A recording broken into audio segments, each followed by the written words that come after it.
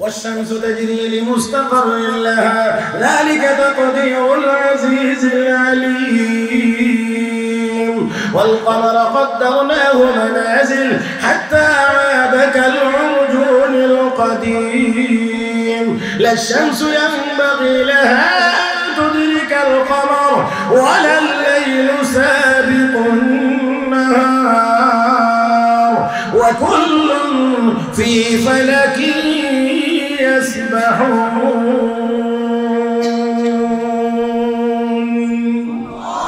আরেকটু মহব্বতে বলেন এ মুসলমান সূর্য তার গন্তব্যের দিকে চলমান আমার বন্ধুরা এত সময় নাই ওই দিকে যাওয়ার সূর্যের গন্তব্য কোথায় আমার ভাইরা আমার বন্ধুরা মুফাসসিরিন কিরাম লিখেছেন সূর্যের গন্তব্য মোট 6টা সবগুলো বলা যাবে না দেখেন আপনারা গরমের দিনে সূর্যের উদয় একদিক থেকে হয় শীতের দিনে আবার উদয়টা একটু ভিন্ন জায়গা থেকে হয় খেয়াল করছেন আপনারা এখন কোন দিক থেকে হয় বলেন তো দেখি শীত আসতেছে এখন সূর্য উদয় হয় দক্ষিণ পূর্ব কোণ থেকে নাকি হ্যাঁ শীতের দিন গরমের দিনে হয় উত্তর পূর্ব কোণ থেকে অস্তটা হয় দক্ষিণ পূর্ব পশ্চিম কোণে আবার অস্তটা হয় পশ্চিম উত্তর কোণে এই হলো 4টা আমার বন্ধুরা এই হলো সূর্যের গন্তব্য 5 নম্বর গন্তব্য হলো আমার বন্ধুরা কিয়ামতের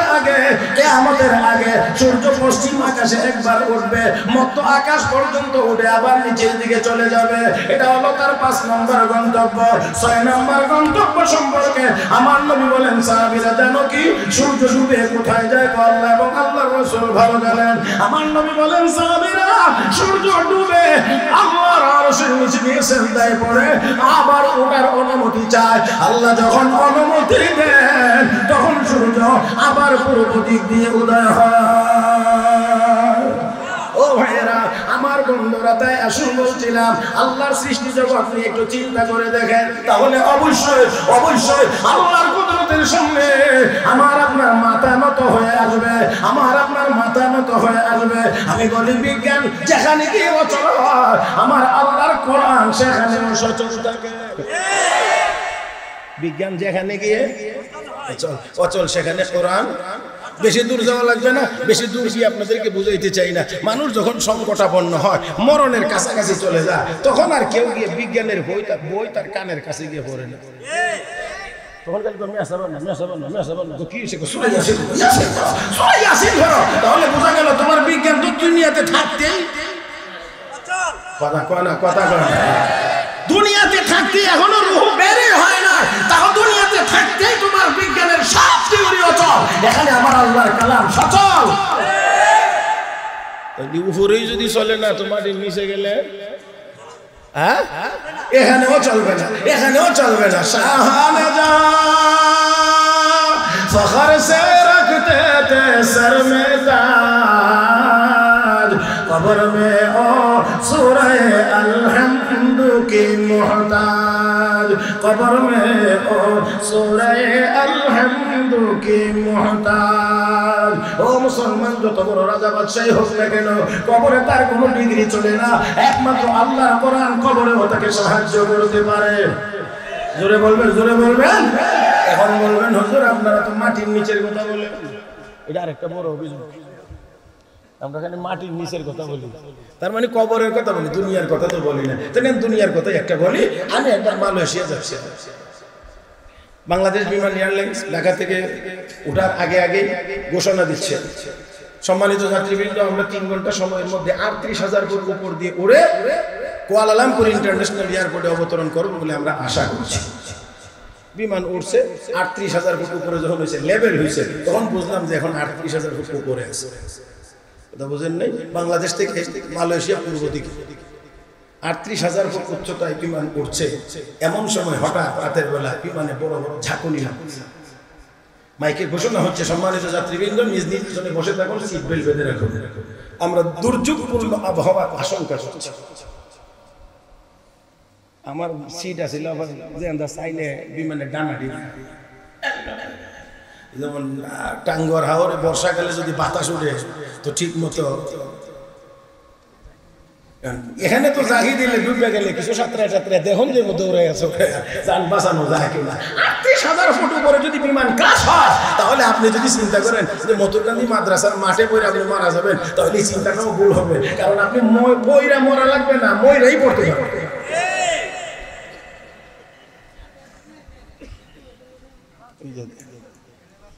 আমি এরকম একটা সংবাদ শুনলে এত উপরে এমনি বিমানে ভ্রমণ করলে সামান্য একটু এদিক ওদিক হইলে ভিতরে ভারী যায়। আর এখানে বলছে দুর্যোগপূর্ণ আবহাওয়ার আশঙ্কা করছি, যার যারা আসলে বসে থাকেন সিট বেল্ট বেঁধে রাখেন আর ঝাঁকুনি মারে, ভয় লাগাটা তো একেবারেই স্বাভাবিক, এটা মানবীয় বৈশিষ্ট্য। এমন দোয়া কালাম যা পারি পড়তে আছি, তবে আবার মাঝে মাঝে একটু ডাইনে বামে তাকাই, একটু দেখি, কারণ বাংলাদেশ থেকে পূর্ব দিকে মালয়েশিয়া, এখানে কোনো বুড়া মানুষ যাওয়ার বেশি সম্ভাবনা নাই, কারণ বুড়া তো যা পশ্চিম দিক। আপনারা কি আসেন না জগতে? বুঝেন নাই? দুনিয়ার সব কাম কাজের থেকে যখন অচল হয়, রিজেক্ট হয়, তখন ওনার মনে চাই পশ্চিম দিকে যেত। বুঝছেন কিছু? এখন কোন দিকে যেত? হজে যেত, মক্কা মদিনা যেত, আর কোনো কামে লাগে না, সোজা রাস্তা দিয়া লাঠি ভর করা ছাড়া হাঁটতে পারে না। এই লোক মানুষের মাঝখানে যখন যাতার মারতে পারে তখন অবস্থা কি হইতে পারে? মুহতারাম হাজরিন, সেই দিকে বাদ দিলাম। তো বলছিলাম পূর্ব দিকে সব জওয়ান মানুষ, যাত্রী যা আছে আগে পিছে, বুড়া মানুষ নাই। কিন্তু এবার আমি তাকাই আর মনে মনে চিন্তা করি, জমিনে কত যুবক হাঁটে আর শরীর নাচায় আর মনের আনন্দে গান গায়, আমি মরেই যাব, বাঁচাতে পারবে না। এখন দেখি, এখন ডাইনবাম তাকায় দেখি একজনের চেহারার মধ্যে আলো দেখা যায় না, সবাইকে মহা টেনশনে মনে হয়, মাথাটা এভাবে লাগাই দিয়া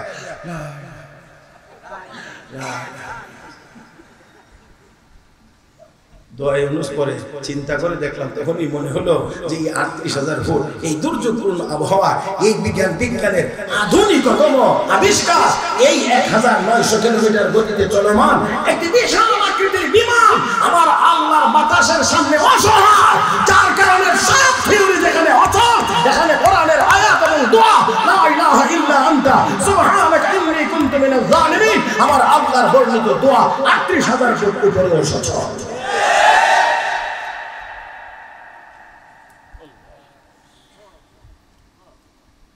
মুহতারাম হাজরিন, আসেন, আমি এক কথা বলতে গিয়ে আরেক কথা বলে ফেলেছি, অনেক দূর চলে গেছি, জায়গায় চলে আসি। নবী স্বপ্নের কথা বলছে, স্মরণ আছে আপনারা না? ভুলে গেছেন আপনারা, অনেক মানুষ ভুলে গেলে আমার একটু স্মরণ করে দিয়ে।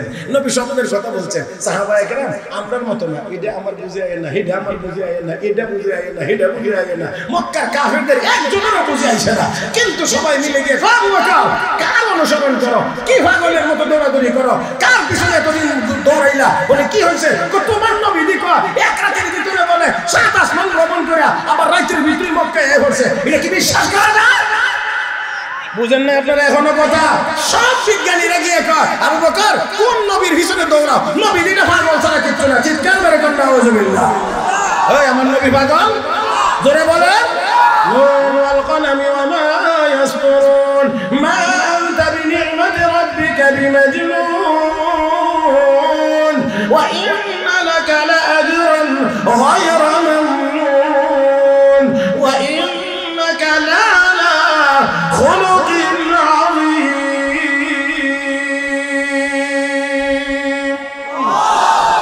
আমার নবীর চরিত্র মহান চরিত্র।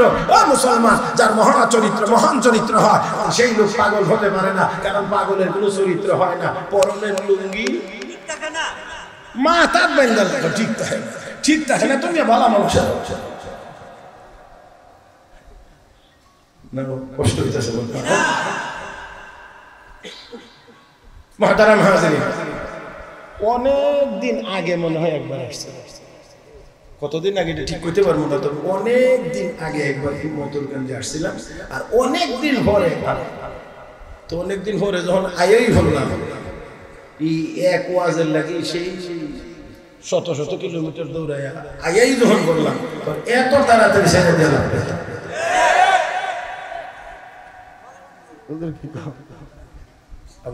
আবার বেশি শিক্ষা করে যায় দেখলাম আর কি, আপনারা ব্যবসা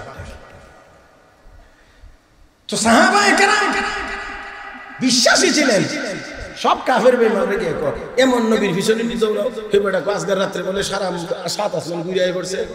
সিদ্দিক আকবর হযরত আবু বকর কয়, আমার নবী যদি বলে থাকেন তাহলে অবশ্যই সত্য কথা বলেছেন। আমার নবী যদি বলে থাকেন তাহলে অবশ্যই সত্য বলেছেন। আমার নবী কয়, আবু বকর এতদিন ছিলে আবু বকর ইবনে আবি কুহাফা, আর এখন থেকে আবু বকরের সাথে লাগবে সিদ্দিক। এখন আর আবু বকর শুধু আবু বকর না, এখন থেকে আবু বকর সিদ্দিক। আল্লাহর নবীর সাহাবীরা শতভাগ বিশ্বাস করে নিলেন, নবী যেহেতু স্বপ্ন দেখেছেন অবশ্যই আল্লাহর ঘর তওয়াফ অবশ্যই হবে। নবীর স্বপ্ন অবাস্তবায়ন থাকবে না, অবশ্যই বাস্তবায়ন হবে। রাহমাতুল লিল আলামিনের প্রায় 1450 সাহাবায়ে কেরাম, নবীর 1450 সাহাবী, প্রায় 1500 সাহাবী মুহূর্তের ভিতরে গাটুরি গুটুরি সবকিছু নিয়ে উমরায় যাওয়ার জন্য আল্লাহর ঘরের তওয়াফের জন্য প্রস্তুত হয়ে গেলেন। রাহমাতুল লিল আলামিন তাদের আগ্রহ দেখে নবীও রেডি হয়ে গেলেন। প্রায় 1000 সাহাবীদেরকে নিয়ে আল্লাহর নবী চললেন মক্কার দিকে। মক্কায় যাওয়ার কিছু দূর বাকি আছে, আর কিছু দূর 19 মাইলের মতো বাকি আছে। হুদায়বিয়া নামক জায়গাতে রাহমাতুল লিল আলামিন গিয়ে অবস্থান করেছিলেন। আল্লাহর নবীর সংবাদ পাইয়া মক্কার কাফের বেঈমানেরা বাধা প্রদান করতে শুরু করলো, সাহাবীদেরকে নবীকে মক্কায় প্রবেশ করতে দেবে না। রাহমাতুল লিল আলামিন এখানেই অবস্থান করলেন, সাহাবীদের মধ্যে ঘোষণা দিলেন, কে পারবে মক্কায় যাবে। মক্কার মানুষ তো কাবা তওয়াফ করতে কাউকে বাধা দেয় না। তারা হয়তো মনে করেছে আমরা যুদ্ধের জন্য এসেছি, আসলে যুদ্ধের জন্য আসি নাই, আসছি তো আল্লাহর ঘর তওয়াফ করার জন্য। এই কথাটা কে বুঝায়, কে বলবে, বললে আমাদেরকে তারা সুযোগ করে দেবে। নবী প্রথমেই ডাক দিলেন, ওমর তোমাকে যাইতে হবে। কারে ডাকছে? ওই হেদিকে তারা কোনছে হযরত ওমর রওনা করো। যেই লোকটারে প্রথমেই ডাক দিছেন, ওমর তুমি যাইবা, কি মনে করেন মক্কার লোকজনই উমরের নাম শুনলে কইব ওয়েলকাম? হযরত ওমর দাঁড়াইলেন, বড় বিচক্ষণ মানুষ হযরত ওমর, ডাক দিয়ে বলেন, নবী গো আমাকে মক্কায় যেতে হবে, এটা কি আপনার সিদ্ধান্ত না পরামর্শ? পরামর্শ এক জিনিস, সিদ্ধান্ত আরেক জিনিস। পরামর্শ হইয়া যেটা চূড়ান্ত হয় এটার নাম নবী গো, এটা কি আপনার সিদ্ধান্ত না পরামর্শ? যদি নবীর সিদ্ধান্ত না হয় ওমর বাঁচবে না মরবে দেখার বিষয় না, নবীর সিদ্ধান্ত মানার জন্য ওমর প্রস্তুত। বাঁচবে না মরবে দেখার বিষয় না, ওমর প্রস্তুত নবীর সিদ্ধান্ত মানার জন্য। আর যদি পরামর্শ হয়ে থাকে তাহলে দুইটা কথা আছে, বলে কি কথা? ওমর সিদ্ধান্ত না পরামর্শ। আল্লাহর নবীর সাহাবী হযরত ওমর ডেকে বলেন, ইয়া রাসূলুল্লাহ দয়া করে আমাকে মক্কায় পাঠাবেন না।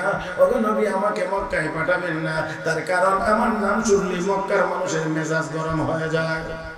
কারণ তারা আমাকে পাঠাইছিল আপনার মাথা কেটে নেওয়ার জন্য।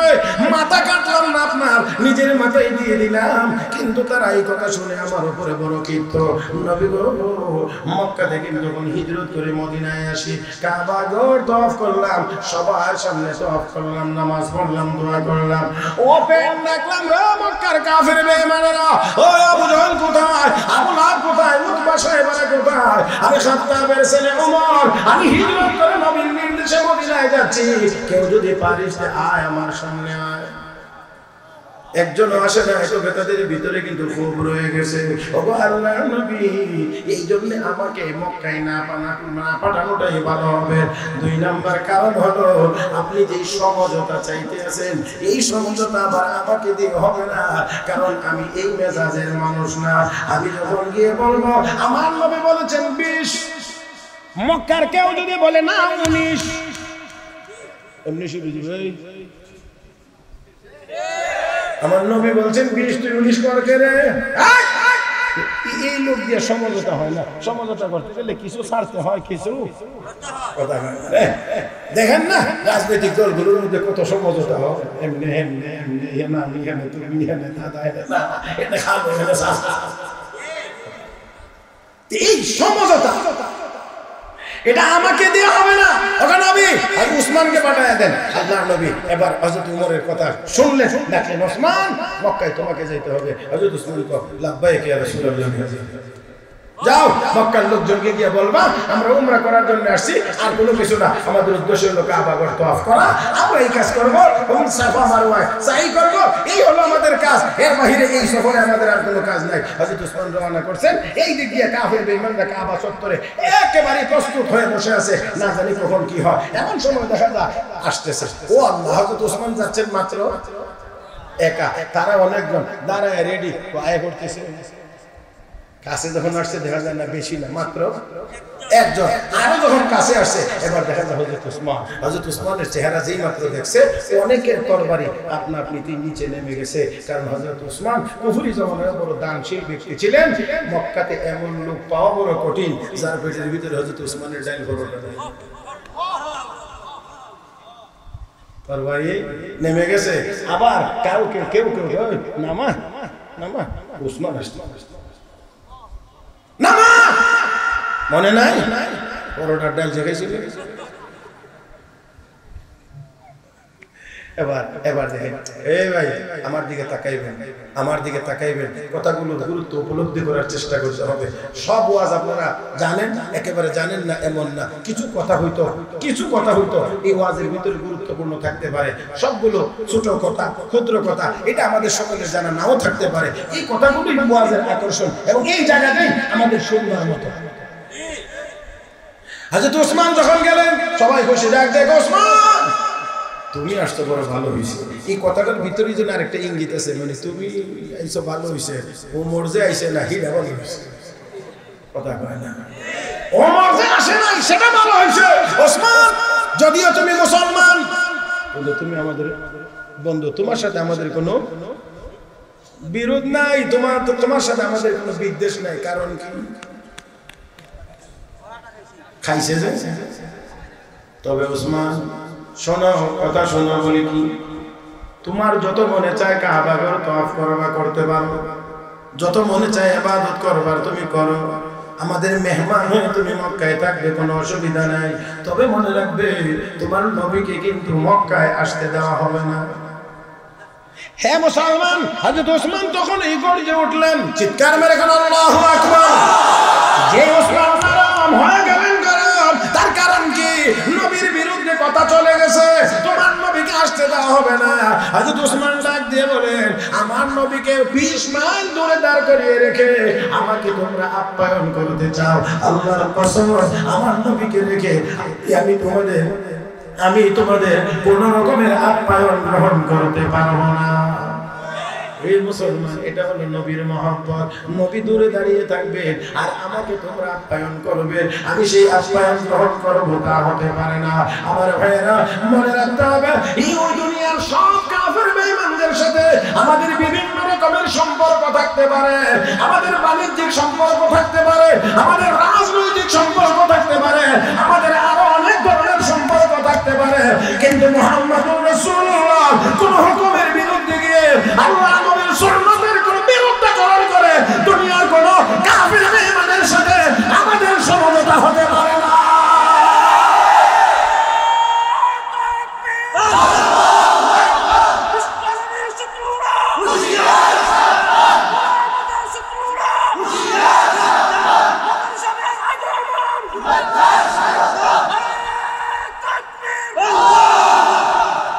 আমার ভাইরা, আমার বন্ধুরা, দুনিয়ার কোন কাফের বেঈমানের কাছ থেকে ইসলামের কোন স্বার্থ বিসর্জন দিয়ে, কোন স্বার্থ জলাঞ্জলি দিয়ে, আমার নবীর সুন্নতের উল্টা গিয়ে কোন স্বার্থ সহযোগিতা আমরা গ্রহণ করতে চাই না।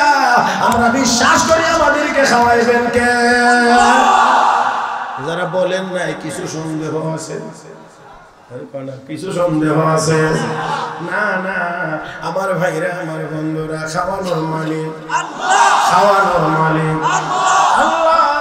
আল্লাহ যদি খাওয়ান তাহলেই খাইতে পারবো, আল্লাহ যদি না খাওয়ান ঘর ভরা চাল থাকলেও খাইতে পারবো। ও মুসলমান, তাহলে আসুন বলতে চাই আল্লাহর নবীর সাহাবী হযরত ওসমান তাদের সাথে আলোচনা শুরু করলেন। একটা পর্যায়ে লম্বা আলোচনার পরে গিয়ে সিদ্ধান্ত নেবেন। এই আলোচনার ভিতর দিয়েই রাহমাতুল লিল আলামিনের কানে আওয়াজ পৌঁছে গিয়েছে, কে এই গুজব রটিয়ে দিয়েছে ওসমানকে মক্কার কাফের বেঈমানেরা কাবা চত্বরে হাতির মাতাফের ভিতরে হত্যা করে তারা ফেলে রেখেছে।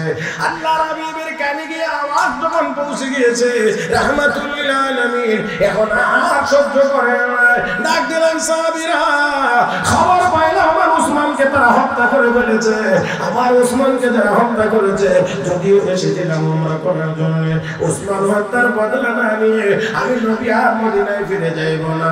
কে কে পারবে আমার হাতে হাত থেকে বায়াত গ্রহণ করতে, ওসমান হত্যার বদলা নেওয়ার জন্য প্রয়োজন হলে শাহাদাত বরণ করবে? আল্লাহর নবীর সাহাবীরা ১,৫০০ সাহাবায়ে কেরাম রিদওয়ানুল্লাহি তাআলা আলাইহিম আজমাইন সবাই নবীর হাতে হাত থেকে বায়াত গ্রহণ করতে লাগলেন। আল্লাহ নবী এক হাত মুবারক নিচে দিলেন, আরেক সাহাবায়ে কেরামের হাত নবীর হাত মুবারকের উপরে, সর্বশেষ আমার আপনার নবীর হাত মুবারক আরেকখানা উপরে দিয়ে নবী চোখের পানি ছেড়ে দিয়ে বলেন, সাহাবীরা রে, এক হাত এটা আমি নবীর হাত, আরেক হাত রাখলাম এটা আমার ওসমানের হাত, আমি ওসমানের পক্ষ থেকে বায়াত নিতে আসি। রাহমাতুল লিল আলামিন ওসমান তার বদলা নেওয়ার জন্য বায়াত নিচ্ছি। আল্লাহ নবী যখন এভাবে করে এক হাত নিচে রাখলেন, সাহাবীদের হাত মাঝখানে, নবীর আরেক হাত মুবারক উপরে, আরশের মালিক এই দৃশ্য দেখে ডাক দেখাবি, আপনি আপনার এক হাত রাখলেন নিজের, আরেক হাত দিলেন ওসমানের হাত বলে, এই বায়াতের উপরে আমি আল্লাহ এত বেশি খুশি হই না, খুশি হইয়া আমি আল্লাহ আমার কুদরতি হাতখানা আপনাদের সকলের হাতের উপরে রেখে দিলাম। ওগো নবী, আমি আল্লাহ বড় সন্তুষ্ট। এই বায়াতের নাম বায়াতুর রিদওয়ান। আল্লাহর হাবিব রাহমাতুল লিল আলামিন সব দিক থেকে প্রস্তুতি নিয়ে যখন রেখেছেন, এমন সময় দেখা যায় হযরত ওসমান মক্কার কাফের বেঈমানদের একটি প্রতিনিধি দল নিয়ে নবীর দিকে এগিয়ে আসতেছে। আল্লাহর হাবিব রাহমাতুল লিল আলামিনের সামনে তারা গিয়ে হাজির। অতঃপর তারা আলোচনা শুরু করেছে। আলোচনার এক পর্যায়ে গিয়ে সিদ্ধান্ত হয়েছে মুহাম্মদুর রাসূলুল্লাহ এবং মক্কাবাসীর মধ্যে 10 বছর মেয়াদী একটি যুদ্ধবিরতি চুক্তি হবে। আওয়াজ করে বলবেন, কয় বছর? 10 বছর মেয়াদী। এই 10 বছর মেয়াদী চুক্তি হবে। আমার ভাইরা, কেউ কারো বিরুদ্ধে অস্ত্র ধারণ করবে না, কোনো যুদ্ধ হবে না 10 বছরের ভিতরে, এই মর্মে সিদ্ধান্ত হয়েছে। এবার হলো এই সিদ্ধান্তের ভিতরে, এই চুক্তির ভিতরে কিছু শর্ত থাকবে, কিছু শর্ত সারাই থাকবে অবশ্যই। কিন্তু দেখা গেছে যতগুলো শর্ত দেখা যায় সবগুলো মুসলমানের উল্টা। আল্লাহর নবী এই সবগুলো আস্তে আস্তে করে মেনে নিতেছেন। সাহাবায়ে কেরামের সহ্য হইতেছিল না, এমন ভাবে কেন নবী মেনে নিচ্ছেন? কিন্তু নবী তো নবী, এই জন্য কিছুই বলতে পারতেছেন না। আমার বন্ধুরা, এর ভিতরে একটা শর্ত ছিল এমন, কোন মুসলমান যদি মক্কা থেকে হিজরত করে মদিনায় চলে যায়, মুসলমান হইয়া যদি মদিনায় চলে যায়, তাহলে তাকে 10 বছরের ভিতরে হইলে মক্কার কাফেরদের হাতে ফেরত দিতে হবে। কিন্তু কোন মুসলমান যদি মদিনা থেকে ইসলাম ত্যাগ করে মক্কায় চলে আসে, তাহলে তাকে ফেরত দেওয়া হবে না। আল্লাহর হাবিব এই শর্তটা মানছেন। যে তুমি আর সহ্য করতে পারলেন না, এবার নবীর কাছে গিয়ে বলেন, ইয়া রাসূলুল্লাহ, ইয়া হাবিবাল্লাহ, ওগো নবীজি, আপনি কি সত্য নবী? না বলে হ্যাঁ, অবশ্যই সত্য নবী। ইসলাম ধর্ম কি সত্য ধর্ম? না বলে হ্যাঁ, অবশ্যই সত্য ধর্ম। যদি ইসলামের জন্য আমরা জীবন দিয়ে দেই গো, আমরা শহীদ হয়ে গেলে জান্নাত কি পাবো? না বলে হ্যাঁ, অবশ্যই পাবো। তাহলে এত দুর্বল হয়ে, এত নরম হয়ে কেন আমরা চুক্তি করতে যাব? রাহমাতুল লিল আলামিন বলেন, ওমর, আমি আল্লাহর নবী, আল্লাহ আমাকে ধ্বংস করবেন না। এই হযরত ওমর কি বলছেন, নবী কি বলছেন? হযরত ওমরের চেহারা সহ নবীর তীক্ষ্ণতায় ধরা পড়েছে, ফারাসাতে আম্বিয়া। দলিল প্রমাণ যুক্তি তর্কে গেলে ওমরকে মানানো কঠিন হইতে পারে, কারণ এই হালতে মানানো কঠিন হতে পারে। এই জন্য রাহমাতুল লিল আলামিন বলেন, ওমর, আমি আল্লাহর নবী, আল্লাহ আমাকে ধ্বংস করবেন না। কারণ এই কথা ছাড়া ওমরকে বোঝানো যায় না। তারপরেও হযরত ওমর ঘুরায়া হযরত আবু বকরের কাছে গিয়ে কো ভাই আবু বকর উনি কি সত্য নবী না? কথা খেয়াল করেন, নবীকে গিয়ে বলছিলেন আপনি, আর হযরত ওমর আবু বকরের কাছে গিয়ে কয় উনি মানে নবী, উনি কি সত্য নবী না? বলে হ্যাঁ। ইসলাম সত্য ধর্ম না? বলে হ্যাঁ। আমরা যদি ইসলামের জন্য জীবন দিয়ে দিই শহীদ হইলে জান্নাত পাবো না? বলে হ্যাঁ। তাহলে এত নরম হয়ে কেন চুক্তি করতে যাব? প্রয়োজন হলে জীবন দিব, শাহাদাত বরণ করব, আল্লাহ জান্নাতে চলে যাব, এত নরম হয়ে চুক্তি করব কেন? নবী যেই জবাব দিয়েছিলেন আবু বকর একই জবাব দিচ্ছেন। নবী নিজেকে দেখায় বলছিলেন আমি নবী। হযরত আবু বকর এবার বলছেন ও মা এত উত্তেজিত হইও না, উনি আল্লাহর নবী, আল্লাহ ওনাকে ধ্বংস করবেন। আমি আপনাদেরকে পরের অংশ বুঝাইতে পারবো না, উলামায়ে কেরাম জানেন হযরত আবু বকর এবং নবীর সাথে যে সম্পর্কটা ছিল, যে নিসবতটা ছিল, এই নিসবতকে বলা হয় নিসবতে ইত্তেহাদি। এটা আপনাদের না, এটা শুধুই উলামায়ে কেরাম বুঝবেন। এটা ছিল নিসবতে ইত্তেহাদি, যার কারণে নবী বলছেন যেই কথা হযরত আবু বকর বলছেন একই কথা। ও মুসলমান, আল্লাহর নবী এবার সব মেনে নিচ্ছেন, এখন আর কি করা, কিছুই করার নাই। এবার সর্বশেষ কাগজ আনা হয়েছে, কলম দেওয়া হয়েছে, চুক্তি এবার লেখা হবে। লেখার দায়িত্ব দেওয়া হয়েছে হযরত আলী রাদিয়াল্লাহু তাআলা। খুব ঠান্ডা হযরত আলী, খুব ঠান্ডা মানুষ না? আপনারা কি ঠান্ডা হয়ে গেছেন? তো আরেকটু অ্যাক্টিভ থাকতে হবে। রাজি আছেন না? শেষ করে দিলে ভালো হয়। আমি শেষ করার জন্য প্রস্তুত। হযরত আলী রাদিয়াল্লাহু তাআলাকে কাগজ কলম দেওয়া হয়েছে। শিরোনাম শর্ত সারাইতে পরে আগে শিরোনাম লিখবেন না, উনি শিরোনামে লিখছেন মুহাম্মাদুর রাসূলুল্লাহ এবং মক্কাবাসীর মধ্যে 10 বছর মেয়াদী যুদ্ধবিরতি চুক্তি। আপনারা কি কথা খেয়াল করছেন? মুহাম্মাদুর রাসূলুল্লাহ এবং মক্কাবাসীর মধ্যে 10 বছর মেয়াদী যুদ্ধবিরতি চুক্তি। এতটুকু লেখা মাত্রই এক কাফের লিডার দাঁড়ায় কয় ও আলী, মুহাম্মাদুর রাসূলুল্লাহ যদি আমরা মানি তাহলে তো আর কোনো দ্বন্দ্বই থাকে না, চুক্তিও লাগে না। রাসূলুল্লাহ মানি না দেখেই তো এত কিছু। তো তুমি চুক্তির শুরুতেই লেখছো মুহাম্মাদুর রাসূলুল্লাহ, এই রাসূলুল্লাহ শব্দটা কাটো, লেখো মুহাম্মদ ইবনে আব্দুল্লাহ।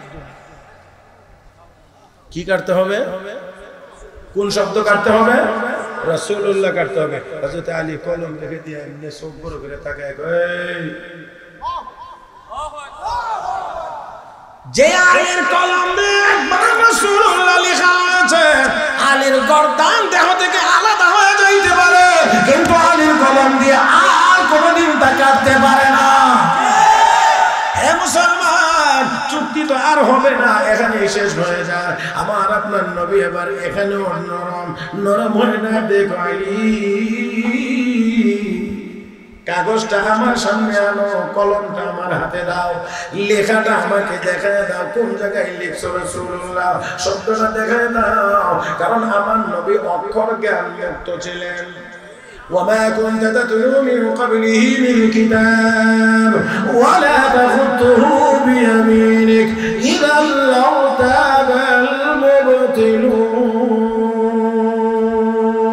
المبطلون هو الذي بعث في الأميين رسولا منهم يتلو عليهم آياته ويزكيهم ويعلمهم الكتاب والحكمة وإن كانوا من قبل لفي ضلال مبين। আমার আপনার নবী ছিলেন উম্মি উম্মি উম্মি। হে মুসলমান, ভালো করে খেয়াল করবেন, উম্মি আর অশিক্ষিত দুইটা কিন্তু এক না। হ্যাঁ, বুঝতে হবে, উম্মি আর অশিক্ষিত এক। আমার নবী বলেন উতিতু ইলমাল আউয়ালিন ওয়াল আখিরিন, আমার আগের যত মানুষ, আমার পরের যত মানুষ, সব মানুষ মিলায়া যত এলেম আল্লাহ আমাকে দিয়েছেন তত এলেম। কিন্তু নবী ছিলেন অক্ষর জ্ঞান মুক্ত। অক্ষরের নাম জ্ঞান না, অক্ষর হলো জ্ঞান অর্জনের মাধ্যম। বুঝাইতে আমার কষ্ট হইব। হ্যাঁ, দেখেন এটা, দেখেন এর উপরে কি লেখা আছে প্রথম লাইনে, পুরা লাইনে বলেন না। আবিদিয়া মাদ্রাসার এখানে কি, এরপরে কি 52তম বার্ষিক ওয়াজ মাহফিল। এই যে লেখাটা পড়ে বুঝলেন কি যে এই মাদ্রাসার মাহফিল হবে আগামী অমুক দিন, এই যে মাহফিল হবে এইটা যে জানতে পারছেন এটা হলো এলেম, আর এখানে যা পড়ছেন এটা হলো এলেমের মাধ্যম। এই অক্ষরটি দিয়ে আপনারা এই দাওয়াত দেওয়া হয়েছে যে আমরা এই দিনে মাহফিল হবে, এই মাহফিল হবে জানতে পারছেন, এটার নাম এলেম। এই অক্ষরগুলো হলো এই এলেম অর্জনের মাধ্যম। আমার আপনার নবীকে আল্লাহ দুনিয়ার কোনো মাধ্যমে এলেম দেন না, আল্লাহ সরাসরি আমার নবীকে এলেম জ্ঞান করেছেন। এই জন্য কোনো অক্ষর জ্ঞানের প্রয়োজনীয়তা নবীর সামনে আল্লাহ রাখেন নাই। এই জন্য আল্লাহ হাবিব আপনাকে ইতিপূর্বে কোনো কিতাবও আমি পড়াই নাই, আপনার ডান হাত দিয়ে কোনো কিছু লেখাও নাই। যদি পড়তে পারতেন আর লিখতে জানতেন তো কাফেরদের মানুষকে তো কোরআন নিজেই বানিয়েছে। কয় না এই জন্য আমি আল্লাহ আপনাকে দিয়ে কিতাবও পড়াই নাই, কোনো অক্ষরও লেখাই নাই। তো আল্লাহর নবীর সামনে এবার নিয়ে কাগজ দেওয়া হয়েছে, আল্লাহ রসুলকে দেখানো হয়েছে, এখানে রাসূলুল্লাহ লেখা আছে। নবী নিজের হাত মোবারক দিয়ে সাহাবায়ে কেরাম সব ধৈর্য মানে সীমা অতিক্রম করে ফেলছে, রক্ত সিট মারতেছে। এটা কেমন সম্ভব? রাসূলুল্লাহ শব্দটাও রাখা যাবে না, কেটে ফেলতে হবে। এটা আবার কেমন চুক্তি, এটা আবার কেমন করে হয় মানতে মুঠো পারতেছিলেন না, কলিজা যেন ছিঁড়ে যাচ্ছিল। যাওয়ারই তো কথা, এই আওয়াজ আসতে হলে হয় না, এটা ছিঁড়ে যাওয়ারই কথা। রাসূলুল্লাহ শব্দটা যদি ওই চুক্তির শুরুতে রাখা না যায়, এটা যদি সাহাবায়ে কেরামের হৃদয়ে রক্ত করানো হয়, গোলাম মুহাম্মদ কাদিয়ানীর মতো নবী দাবি করে আমার নবীর খতমে নবুয়তকে কেটে ফেলতে চায়, এটা কোনো মুসলমান মনে প্রাণে কোনদিন মেনে নিতে পারে না।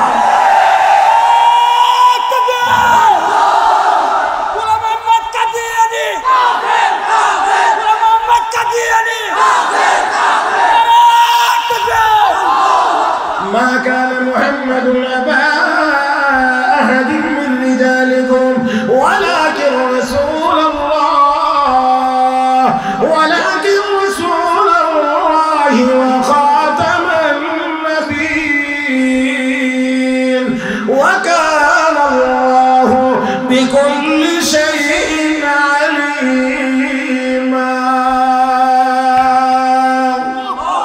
রাসূলুল্লাহ কাটার কারণে যদি সাহাবীরা ব্যতীত গোলাম মুহাম্মদ কাদিয়ানীর নবুয়তের দাবির মাধ্যমে আমার নবীর খতমে নবুয়ত খাতামুন নবীনের উপরে কলম ধরা হয়, কাটা হয়, এটা আমরা মেনে নিতে পারি না।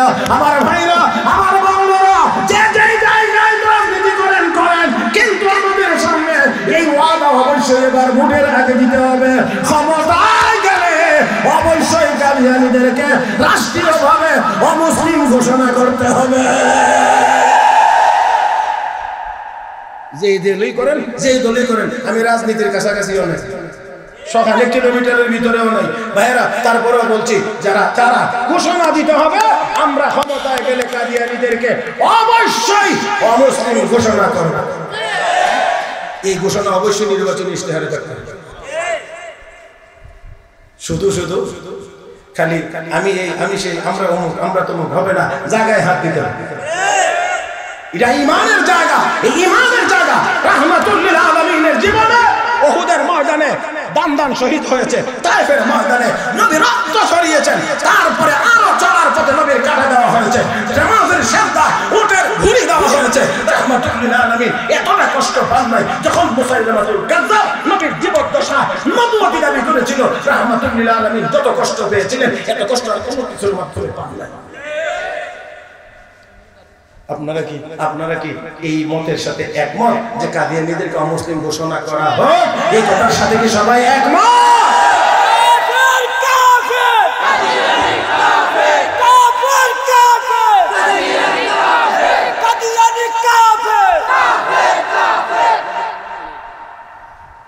মুহতারাম হাজিরিন,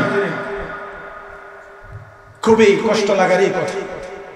আল্লাহ কোন নবীকে কালো বিশ্রী বানান, কোন বিশ্রী মানুষকে আল্লাহ নবী বানান নাই। গোলাম মুহাম্মদ কাদিয়ানী চাইলে এইদিকে চৌকে তুই দিকে, এটা কি কর টেরা টেগরা বিভিন্ন নামে ডাকে, তো টেগরারে কি কেউ সুন্দর কয়নি? তাহলে হে সাই তো এইদিকে চলতেই তো এইদিকে নবীরা যেখানে ইন্তেকাল করেছেন দাফন সেখানে হয়েছে। আমার নবীর ইন্তেকাল আম্মা আয়েশার হুজরায় হয়েছিল, এই জন্য নবীর ইন্তেকাল যেখানে হয়েছে আম্মা আয়েশার হুজরায় দাফন হয়েছে। এটাই রওজা শরীফ, রওজা আতহার। ও মুসলমান, গোলাম আহমদ কাদিয়ানী টয়লেটে মারা গিয়েছিল, নবী হইতে হলে তো টয়লেটের ট্যাঙ্কির মধ্যে দাফন করা লাগে।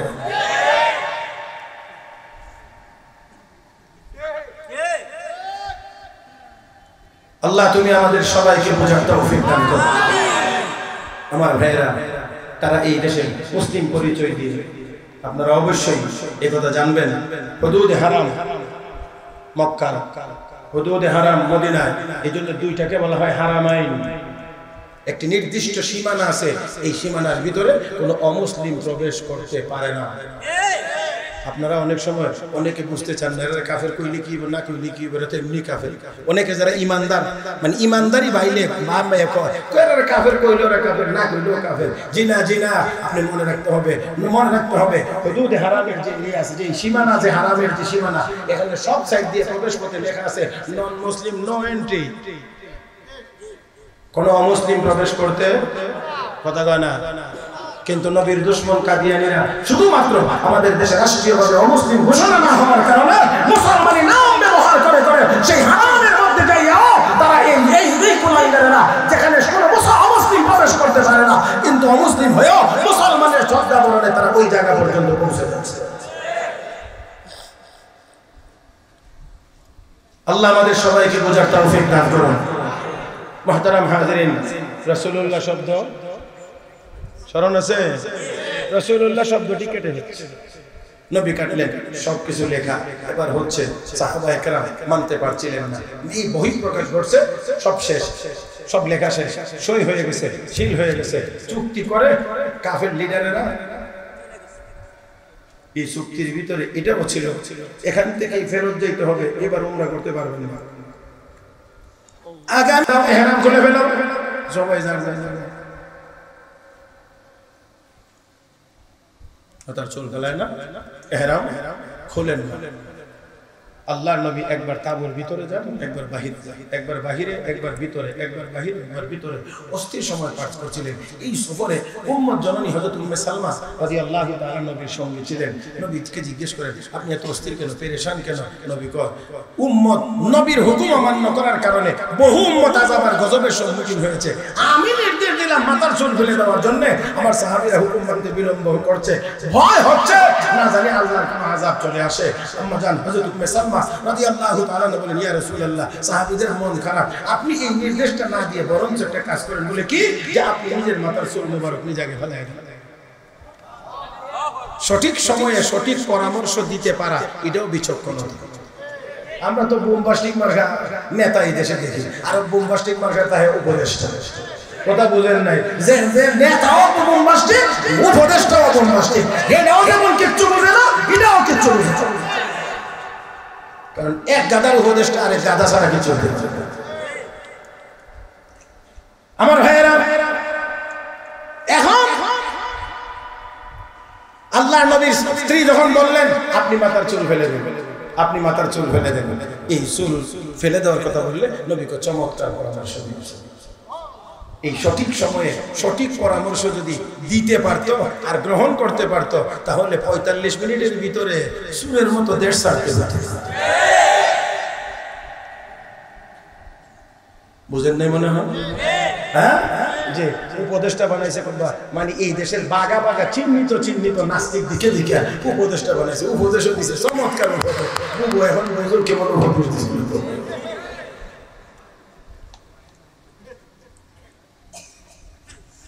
আল্লাহ কষ্ট হয়েছিল। তো যাই হোক, নবী যখন এই কথা শুনলেন, চমৎকার পরামর্শ। নবী আবার বাইরে গিয়ে একজনের ডাক দিয়ে, আমার মাথা চুল ফেলা। আল্লাহ, আমার মাথার চুল, আলহামদুলিল্লাহ সুম্মা আলহামদুলিল্লাহ, এই উমরাতে যে কামাই আইছিলাম মক্কা শরীফ থেকে, এটা অন্য জায়গায় গেছে, এই জন্য ছোট ছোট দেখা যায়। যেই মাত্র নবীর মাথা মুবারকের চুল ফেলানো শুরু হয়েছে, সাহাবায়ে কেরামের আর একজনের কোনো অভিমান নাই। আর বসে থাকা যায় না, কি হয়েছে? নবী চুল ফেলাই দিয়েছে। আরে আল্লাহু আকবার, কি কালকে নাস্তার পরে বলবেন? নবীর মাথা মুবারকের চুল ফেলে দিয়েছে। এবার সবাই পরিষ্কার চুল ফলাইছে মাথা কামাইলেছে মানে হেরাম শেষ এবার স্বাভাবিক পোশাক টোশাক পরে তো মদিনায় যাবো এডি সবাই প্রস্তুত উটের উপরে সবকিছু উঠানো হয়ে গেছে বাহনের উপর উঠানো হয়ে গেছে আল্লাহ নবী নিজেও উঠে গেছেন এমন সময়ে ওহী নাজিলের চাপ শুরু হয়ে গেছে নবী আবার উটের পিঠ থেকে নেমে গেলেন নবী নেমে গেলেন দীর্ঘ সময় পর্যন্ত ওহী নাজিল চলতে থাকলো জিবরাইল চলে গেলেন নবী ডাকলেন সাহাবীরা আমার সামনে আসো ওমর কোথায় মনে আছে না আমি তো ওমর কো ভয় ছিলাম মনে হয় আমার বিরুদ্ধে কোরআন আয়াত নাযিল হয়ে গেছে এই জন্য নবী আমাকে ডাকছেন আমি সামনের দিকে যাই না রাহমাতুল লিল আলামিন বলেন সাহাবীরা রে এই মুহূর্তে আমার উপরে কোরআনের একটি সূরা নাযিল হয়েছে আল্লাহ নবী কথা বলে এবার তিলাওয়াত করে সাহাবীদেরকে শোনাইতে লাগলেন ইন্না ফাতাহনা লাকা ফাতহান মুবিনা লিয়াগফিরা লাকা আল্লাহু মা তাকদ্দামা মিন যামবিকা ওয়া মা তাআখার ওয়া ইউতিম্মা নি'মাতাহু আলাইকা ওয়া ইয়াহদিয়াকা সিরাতান মুস্তাকিমা ওয়া ইয়ানসুরাকা আল্লাহু নাসরান আযীজা আল্লাহ নবীকে আল্লাহ রাব্বুল আলামিন বলেন নবী গো ইন্না ফাতাহনা লাকা ফাতহান মুবিনা হাবিব যদিও চোখে দেখা যায় খোলা চোখে দেখা যায় এটা একটা চুক্তি না না না আসলে এটা চুক্তি হয় না এটা সাধারণ কোনো চুক্তি না আমি আল্লাহ এই চুক্তির মাধ্যমে আপনাকে স্পষ্ট বিজয় দান করেছি এই সূরা তিলাওয়াত করে করে আপনি যদি সামনের দিকে আগাইতে থাকেন যাইতে যাইতে যাইতে যাইতে একেবারে সর্বশেষ আয়াতের প্রথম শব্দে গিয়ে পাবেন মুহাম্মাদুর রাসূলুল্লাহ আল্লাহ রাব্বুল আলামিন এই সূরার শেষ আয়াতের প্রথম অংশে মুহাম্মাদুর রাসূলুল্লাহ কেন বললেন আল্লাহ রাব্বুল আলামিন সাহাবীদেরকে এত মহব্বত করেন স্বয়ং আল্লাহ সাহাবীদেরকে এত ভালোবাসেন আল্লাহর নবীর নামের সাথে রাসূলুল্লাহ শব্দটা রাখতে পারে না চুক্তিতে কাটা হয়েছে এই জন্য সাহাবীদের মনে বড় ব্যথা আল্লাহ রাব্বুল আলামিন আরশের মালিক ডাক দেখো ও আমার সাহাবীর উম্মতেরা ও আমার হাবিবের উম্মতেরা সাহাবীরা রাসূলুল্লাহ শব্দটা 10 বছর মেয়াদী চুক্তিতে রাখতে পারলে না এই জন্য মনে বড় ব্যথা এই চুক্তি বহাল থাকলে 10 বছর চলবে তারা তো 2 বছরের বেশি চুক্তি চলতে দিল না ভঙ্গ করে ফেলেছে আমার বন্ধু সাহাবীরা এই জন্য মন খারাপ করার কোনো কারণ নাই তারা 10 বছর মেয়াদে কাগজে লিখতে দিল না এই জন্য আমি আল্লাহ চিরস্থায়ী কোরআনে আমার বন্ধুকে রাসূলুল্লাহ বলে ঘোষণা করলাম তারা 10 বছর মেয়াদী কাগজে রাসূলুল্লাহ থাকতে দিল না রাখতে দিল না তো আমি মুহাম্মদুর রাসূলুল্লাহ কোরআনে নাযিল করে দিলাম এটা ফিরা বুঝেন না ফিরা ওই কাফের বেঈমানরা ফিরা এখনো আসেনি এই আয়াত কথা বলে এখনো আসেনি আয়াত কোরআনে মুহাম্মদ আসেনি না নাই ও মুসলমান তো মুহাম্মদুর রাসূলুল্লাহ আল্লাহ এই কথা বলে নবীর সাহাবীদেরকে সান্ত্বনা দিয়ে বলেন ভয়ের কোনো কারণ নাই এরা 10 বছর মেয়াদী কাগজে রাখতে দিল না আমি তো আমার চিরস্থায়ী কোরআনে উল্লেখ করে দিলাম এই হলো মুহাম্মদুর রাসূলুল্লাহ আল্লাহ এখানে বলার পরে এবার সাহাবীদের 3টা গুণের কথা বলেছেন কয়টা গুণের কথা 3টা এই 3টা গুণ বলতে গেলে অনেক সময় আমি তো ভাবছিলাম 12টার মধ্যে শেষ করব ঘড়ির কাঁটা ঘড়ি দেখার আগেই 12টা অতিক্রম করে ফেলেছি আরো অল্প কয়েক মিনিট এখন এটার সময় না এটা আমার কাজও না এটা তো আগে মাশাআল্লাহ যারা করে এই লাইনে মাহির ফন তারা এই কাম করে গেছে যা তারপরে আসেন এখন আঙ্গুলে গনে গনে সাহাবায়ে কেরামের 3টা গুণের কথা যে গুণগুলো আমি বলছি না হুজুরও বলছেন না বাইতুল মুকাররমের খতিবও বলছে না কাবার ইমামও বলছে না বলছেন কে এটা আসতে বলেন কেন কার গুণ সাহাবায়ে কেরামের গুণ আল্লাহ রাব্বুল আলামিন বলেন ওয়াল্লাযীনা মাআহু যারা মুহাম্মাদুর রাসূলুল্লাহর সঙ্গে মানে নবীর সাহাবী যারা নবীর উপর ঈমান এনেছে আল্লাহ রাব্বুল আলামিন বলেন আশিদ্দাউ আলাল কুফার কাফের বেঈমানদের মোকাবেলায় তারা বড় কঠোর। রুহামা বাইনাহুম, একে অপরের জন্য বড় দয়ালু, একে অপরের জন্য বড় দয়ালু। ও মুসলমান সাহাবীদের গুণ আর বৈশিষ্ট্য হলো আল্লাহ নবীর সাহাবীরা রাহমাতুল লিল আলামিনের সাহাবীরা কাফের বেঈমানদের মোকাবেলায় ছিল বড় কঠোর, নিজেরা একে অপরের জন্য ছিল বড় দয়ালু। আমার বন্ধুরা, আপনার বন্ধুরা, আজকে সম্পূর্ণ উল্টা হয়ে গিয়েছে। আমরা নিজেরা বড় সবল। আমার বন্ধুরা, সাহাবায়ে কেরামের এক নাম্বার গুণ হলো তারা নিজেরা পারস্পরিক একে অপরের জন্য বড় দয়ালু, কাফের বেঈমানদের মোকাবেলায় বড় তারা কঠোর। এবার হাদিসের আলোকে দেখেন, আমার নবী বলেছেন মান আহাব্বা লিল্লাহি ওয়া আবগাদা লিল্লাহ, যেই ব্যক্তি আল্লাহর রাস্তায় কাউকে ভালোবাসে, আল্লাহর জন্য কারোর সাথে দুশমনি রাখে, নবী বলেন তার ঈমান পাক্কা। আয়াতের এই অংশের দ্বারা বোঝা যায় সাহাবায়ে কেরামের ঈমান পাক্কা। জোরে কান। ও মুসলমান, সাহাবীদের ঈমান পাক্কা। সার্টিফিকেট আমার দেওয়া না, এটা আল্লাহর দেওয়া। নাম্বার 2 ও মুসলমান, আল্লাহ রাব্বুল আলামিন বলেন তারাহুম রুকআন সুজদা, নবী গো আপনি তাদেরকে দেখবেন তারা রুকু করে সিজদা করে। ও মুসলমান, কোন আমলের ভিতরে রুকু আর সিজদা আছে? নামাজ। তার মানে সাহাবায়ে কেরাম নামাজি। আর নামাজ হলো ইসলামের ভিতরে সবচেয়ে গুরুত্বপূর্ণ ইবাদত। হাদিস শরীফে আছে নামাজের হিসাব তার সহজ, অন্যান্য হিসাব তার সহজ। তার মানে যেই লোক নামাজি সেই লোক জান্নাতি। আমার আপনার নবী বলেন আসরের ময়দানে সর্বপ্রথম নামাজের হিসাব হবে। নামাজের হিসাব যে দিতে পারবে অন্যান্য হিসাব তার জন্য আসান, জান্নাতে যাওয়া তার জন্য আসান। তো নবী বলেন, আল্লাহ বলেন তাদেরকে দেখবেন তারা নামাজি। তার মানে সাহাবায়ে কেরামের আমল পাক্কা।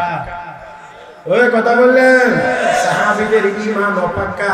2 নম্বর সাহাবীদের আমল পাক্কা। 3 নম্বর ইয়াবতাগুনা ফাদলান মিনাল্লাহি ওয়া রিদওয়ানা, এই ইবাদতের মাধ্যমে আল্লাহর সন্তুষ্টি তারা কামনা করে। তার মানে হলো সাহাবায়ে কেরামের নিয়ত পাক্কা। বুঝাইতে পারি নাই? ও মুসলমান, 1 নাম্বার হলো সাহাবীদের ঈমান পাক্কা, 2 নাম্বার তাদের আমল পাক্কা, 3 নাম্বার তাদের নিয়ত বা ইখলাস পাক্কা। আজকে আমাদের ঈমানেও দুর্বল, আমাদের আমলেও দুর্বল, আমাদের নিয়তের ভিতরেও ভেজাল, যার কারণে সংখ্যায় বেশি থাকার পরেও আমরা দুনিয়ার কোথাও দাঁড়াইতে পারি না। আসল সাহাবায়ে কেরামের 3টি গুণ যদি আমরা অর্জন করতে পারি, রব্বে কাবার কসম, এই 3 গুণ যদি আমাদের ভিতরে থাকে, 200 কোটি মুসলমানের আল্লাহু আকবারের আওয়াজের মোকাবেলা করার ক্ষমতা দুনিয়ার কোনো কাফের বেঈমানের হতে পারে না। এই ভাইরা, এখন যদি কেউ উঠেন, এটা নিশ্চয়ই আমি মনে করব যে এটা মেহমানদের সাথে খুব বেশি সুন্দর আচরণ।